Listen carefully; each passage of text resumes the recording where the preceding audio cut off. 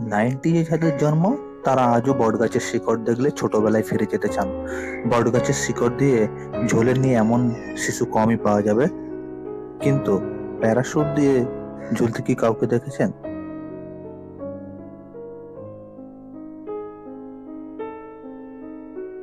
কোনো রকম সাপোর্ট ছাড়া প্যারাশুটের মাধ্যমে এই কাপড়ের সাহায্যে তিনি ঝুলছেন, দুলছেন এবং আনন্দ করছেন। ভিডিওটি ভালো লাগলে শেয়ার, কমেন্ট ও লাইক করুন।